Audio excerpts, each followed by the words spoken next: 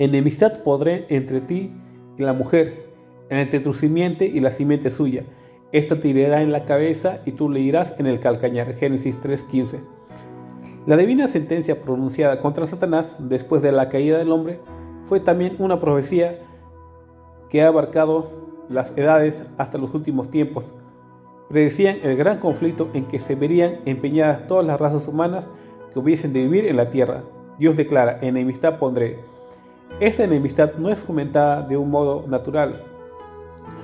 Cuando el hombre quebrantó la divina ley, su naturaleza se hizo mala y llegó a estar en armonía y no en divergencia con Satanás. No puede decirse que haya enemistad natural entre el hombre pecador y el autor del pecado. Ambos se volvieron malos a consecuencia de la apostasía. El apóstata no descansa sino cuando obtiene simpatía y apoyo al inducir a otros a seguir su ejemplo. De aquí que los ángeles caídos y los hombres malos se unan en desesperado compañerismo. Si Dios no se hubiese interpuesto especialmente a Satanás y el hombre se habrían aliado contra el cielo, y en lugar de albergar enemistad contra Satanás, toda la familia humana se habría unido en oposición a Dios. Satanás tentó al hombre a que pecase, como había inducido a los ángeles a rebelarse a fin de asegurarse su cooperación en su lucha contra el cielo.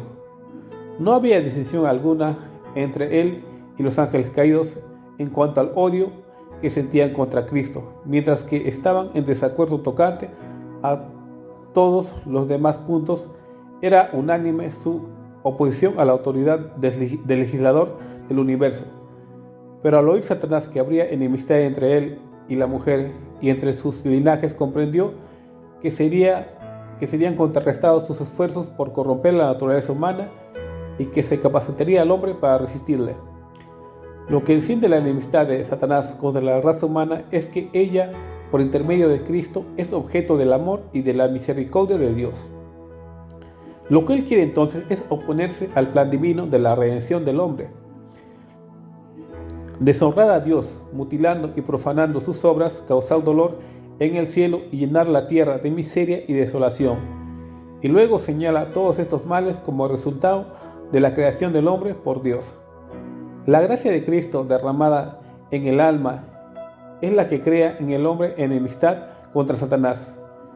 Si esta gracia transformadora y este poder renovador, el hombre seguiría siendo esclavo de Satanás, siempre listo para ejecutar sus órdenes. Pero el nuevo principio introducido en el alma crea un conflicto allí donde hasta entonces reinó la paz. El poder de Cristo comunica y habilita al hombre para resistir al tirano y usurpador. Cualquiera que aborrezca el pecado, en vez de amarlo, que resista y venza las pasiones que haya reinado en su corazón, prueba que en él obra un principio que viene enteramente de lo alto. El antagonismo que existe entre el Espíritu de Cristo y el Espíritu de Satanás se hizo particularmente patente en la forma en que el mundo recibió a Jesús. No fue tanto porque apareció desprovisto de riquezas de este mundo, de pompa y de grandeza, por lo que los judíos lo rechazaron. Vieron que poseía un poder más que capaz de compensar la falta de aquellas ventajas exteriores. Pero la pureza y la santidad de Cristo atrajeron sobre él el odio de los impíos. Su vida de abnegación y de devoción sin pecado era una continua represión para aquel pueblo orgulloso y sensual. Eso fue lo que despertó enemistad contra el Hijo de Dios. Satanás y sus ángeles malvados se unieron con los hombres impíos. Todos los poderes de la apostasía conspiraron contra el defensor de la verdad. La misma enemistad que se manifestó contra el Maestro se manifiesta contra los discípulos de Cristo. Cualquiera que se dé cuenta del carácter repulsivo del pecado y con el poder de lo alto resista a la tentación, despertará seguramente la ira de Satanás y de sus súbditos. El odio a los principios puros de la verdad, las acusaciones y persecuciones contra sus defensores existirán mientras existe el pecado y los pecadores. Los discípulos de Cristo y los siervos de Satanás no pueden congeniar. El oprobio de la cruz no ha desaparecido. Todos los que quieran vivir piamente en Cristo Jesús padecerán persecución. 2 Timoteo 3:12. Los agentes de Satanás obran continuamente bajo su dirección para establecer su autoridad y para fortalecer su reino en oposición al gobierno de Dios. Con tal fin tratan de seducir a los discípulos de Cristo y retraerlos de la obediencia.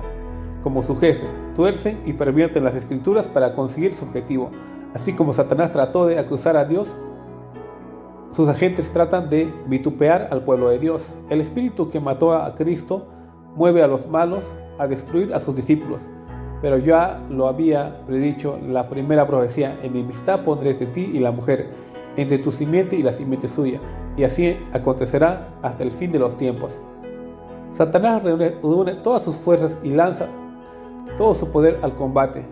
¿Cómo es que no encuentra mayor resistencia? ¿Por qué están tan adormecidos los soldados de Cristo? ¿Por qué revelan tanta indiferencia? Sencillamente porque tienen poca comunión verdadera con Cristo, porque están destituidos de su espíritu. No sienten por el pecado la repulsión y el odio que sentía su maestro. No lo rechazan como lo rechazó Cristo. Con decisión y energía no se dan cuenta del inmenso mal y de la magnicidio del pecado, y están ciegos en lo que respecta al carácter y al poder del príncipe de las tinieblas. Es poca la enemistad que se siente contra Satanás y sus obras, porque hay mucha ignorancia acerca de su poder y de su malicia, y no se echa de ver el inmenso alcance de su obra y lucha contra Cristo y su iglesia. Multitudes están en el error a este respecto. No saben que su enemigo es un poderoso general que dirige las inteligencias de los ángeles malos y que, merced a los planes bien combinados y a una sabia estrategia, guerrea contra Cristo para impedir la salvación de las almas. Entre los que profesan el cristianismo y hasta entre los ministros del Evangelio apenas si se oye hablar de Satanás, a no ser tal vez de un modo incidental desde alto del púlpito. Nadie se fija en las manifestaciones de su actividad y éxito continuo. No se detienen en cuenta los muchos avisos que nos ponen en guardia contra su astucia, hasta parece ignorarse su existencia. Mientras los hombres desconocen los artificios de tan vigilante enemigo, este les sigue a cada momento las pisadas.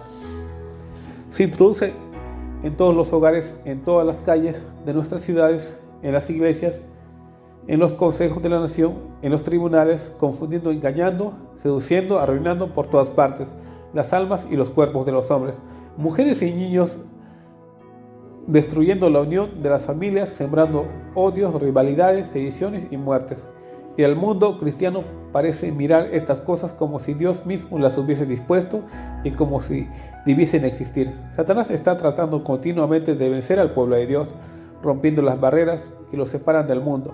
Los antiguos israelitas fueron arrastrados al pecado cuando se arriesgaron a formar asociaciones ilícitas con los paganos.